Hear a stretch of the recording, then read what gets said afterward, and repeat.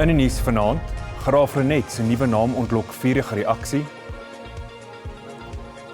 En Carlos Alcaraz herskryf die tennisgeskiedenisboeke.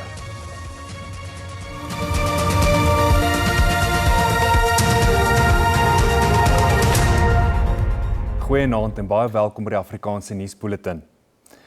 Die goedkeuring van 21 pleknaamveranderinge die afgelope week in die Oos-Kaap en KwaZulu-Natal het tonge aan die klap. Een van die plekke is die geskiedkundige Oos-Kaapse dorp Graaf Reinet, wat volgens aanduidings na Robert Sobukwe dorp herdoop gaan word. Die naamsverandering vereer die stigter van die PAC, Robert Sobukwe, wat in Graaf Reinet gebore is. Groot verdeeldheid heers egter onder inwoners oor die besluit. Die Karoo dorp is die 4de oudste dorp in Suid-Afrika. Dit is in 1786 gestig en is vernoem na die goewerneur van die Kaapse kolonie Cornelis Jacob van der Graaf en sy vrou Reinet. Nou, meer as 200 jaar later, word die geskiedenis weer onder oog geneem. Op die oomblik, met die name wat daar tans is, behoort hierdie name net aan 'n sekere groep. Hierdie name behoort net aan sekere mense se geskiedenis en so voort en so voort. Maar met die nuwe name probeer ons so ver as moontlik om dit inklusief te maak. Robert Mangaliso Sobukwe was die stigter van die PAC en is in 1924 in Graaf Reinet gebore. Die naamsverandering word deur baie gesien as 'n groot eer en 'n regstelling van die geskiedenis. The kind of change that it is going to come up with is that people will start to identify with the name because it is named, as I've said already, after one of our own. Nie almal is egter bewus van die kommende verandering nie, terwyl baie nie hulle siening wou lig nie. We're not against Robert Sobukwe, but we are not a Xhosa community. The majority of people here are Afrikaans speaking and we have our culture. Die herbenoeming sal plaasvind na die amptelike proses wat deur die geografiese nameraad gelei word afgehandel is. Die Sobukwe familie voel geëerd en sê dit moes lankal al gebeur het. It has been an honor, to finally have him recognized and, the name changed. Die 21 voorgestelde name sal nou in Stadskoerant gepubliseer word, waarna tyd gegee sal word vir openbare kommentaar, voordat die naamsveranderinge amptelik in werking sal tree. Sisipo Ngcumbe, SAIK nuus, Graaf Reinet. Die polisie in KwaZulu-Natal ontken aantuigings deur die KwaZulu-Natalse hoof van die Valke, generaal-majoor Lesetja Senona, dat hy uit die polisie se provinsiale hoofkwartier in Durban geskop is. Senona beweer ook dat daar op sy werkstoestelle beslag gelê is in opdrag van KwaZulu-Natal se polisiekommissaris, luitenant-generaal Nhlanhla Mkhwanazi. Volgens Senona is hy daarna deur verskeie polisievoertuie na sy huis in Durban gevolg. Senona, wat verlede week voor die Madlanga kommissie van ondersoek getuig het, sê hy vrees vir sy veiligheid. Die Valke ontken die beweringe en sê Senona is steeds 'n werknemer van die direktoraat. Die KwaZulu-Natalse polisie het Senona daarvan beskuldig dat hy veiligheidsprotokol verbreek het toe hy die provinsiale polisie hoofkwartier binne gegaan het sonder om in te teken.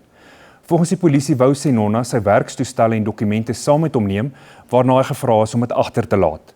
Senona was tydens sy getuienis onder meer ondervra oor beweringe dat hy vertroulike inligting van die polisie gedeel het en bande met die vermeende misdaadkartelbaas Vusimusi Cat Matlala het.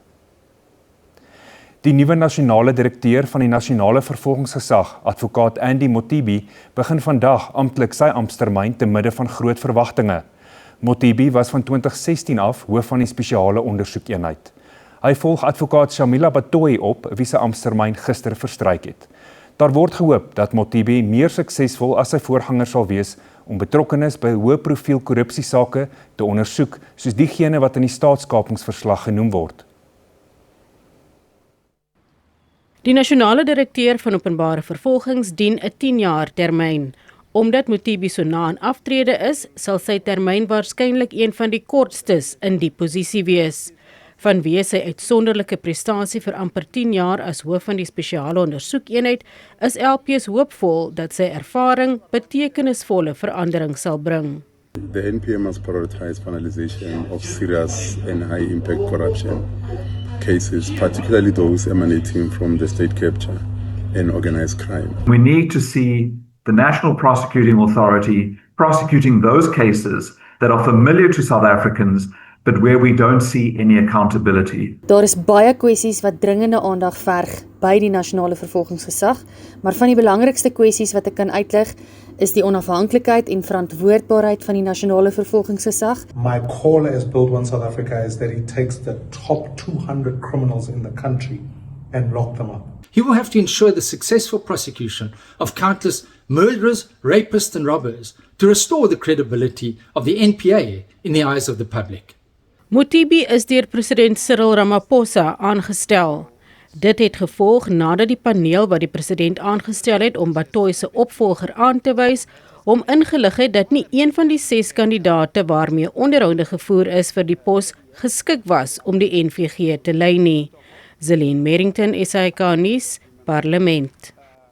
Die polisie in Gauteng het 'n saak van strafbare manslag geopen na die dood van 2 fietsryers vanoggend op die R82 by De Deur, suid van Johannesburg. Die 2 was deel van 'n groep fietsryers wat blykbaar vir 'n fietswedren geoefen het toe 'n motor in hulle ingeploeg het. Die 5 insittendes van die motor is met ernstige beserings in die hospitaal opgeneem. Verskeie drankbottels is na bewering in die voertuig gevind. Die fietsryer-gemeenskap het hulle skok oor die voorval uitgespreek.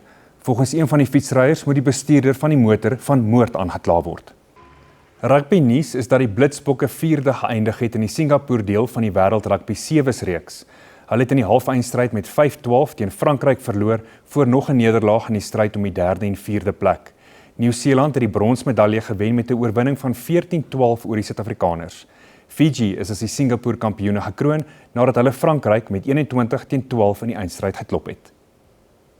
En ten slotte, die familie en vriende van die bekroonde digter en kultuuraktivis Dr. Diana Ferris het haar beskryf as 'n internasionale letterkunde-ikoon wie se skryfwerk gehelp het om mense te verenig. Ferris is Vrydag aan die ouderdom van 72 in Kaapstad oorlede nadat sy in Desember 'n beroerte gehad het. Haar begrafnisreëlings sal later bekend gemaak word. She was my mentor, she was my teacher.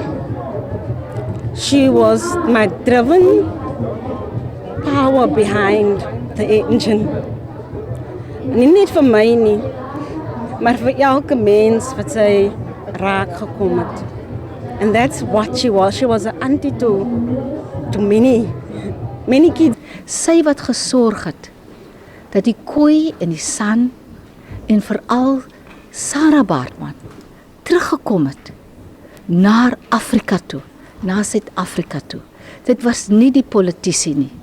Dit was haar werk, haar digkuns van I've come to call you home.